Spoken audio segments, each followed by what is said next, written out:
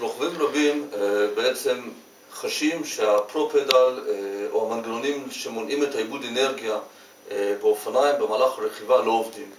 הסיבה היא, לעניות דעתי האישית במקרה הזה, היא פשוט מאוד חוסר הבנה של מה זה בעצם עיבוד אנרגיה במהלך הרכיבה, למה אופניים מאבדים אנרגיה במהלך הדיווש, ומה למעשה הוא הפתרון לנושא הזה. אז ראשית אנחנו ננסה להסביר למה אופניים מאבדים אנרגיה. האופניים האלה, הסנטה קרוז הוותיקים האלה, מתחילת שנות ה-2000, הם דוגמה מצוינת לאופניים עם סינגל פיבוט, ובאמצעותם אני אנסה להסביר לכם למה אופניים מאבדים אנרגיה, ולמה כשאתם רוכבים עם האופניים, למרות שהמשכך שלכם האחורי עובד, זה לא בהכרח עובר שאתם מאבדים אנרגיה במהלך הרכיבה. אז ככה, יש לנו פה ציר.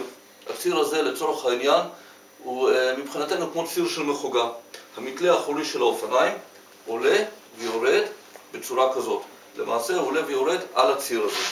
כשאנחנו נמצאים למעשה בשיא המומנט של הדיווש, קרי כשהקרנק נמצא במצב הזה, אנחנו לוחצים. הדבר הראשון שלמעשה רוצה השרשרת לעשות זה למשוך את הגלגל מכאן כלפי מעלה בצורה כזאת. תנסו לחשוב על זה שהגלגל עולה למעלה בחצי קשת לכיוון השלדה. מה שלמעשה קורה בשלב הזה, שהבולם מתכווץ. הקיבוץ הזה זה למעשה אנרגיה שאנחנו לוקחים מהמערכת ההנעה של האופניים, קרי הדיווש, ושהולכת לאיבוד בתוך המשכך האחורי, בתוך הבולם. מערכת הפרו-פדל יודעת לזהות את העומסים האלה ובעצם לנטרל אותם. היא אומרת, אנחנו בעומס שאנחנו מפעילים באמצעות הדיווש, הבולם לא ייפתח. הוא ייפתח רק כשהוא מקבל מכה או לצורך העניין דחיסה קצת יותר חזקה מהעומס הזה. ועל כן בעצם מה שקורה, אנשים רוכבים, אפילו בגלל התנועות גוף שלנו, העבודה של הרגליים, אנחנו למעשה נקבל עבודה של הבולם. זה לא עיבוד אנרגיה של הבולם במהלך הרכיבה. זה בסך הכל הבולם עושה את העבודה שלו.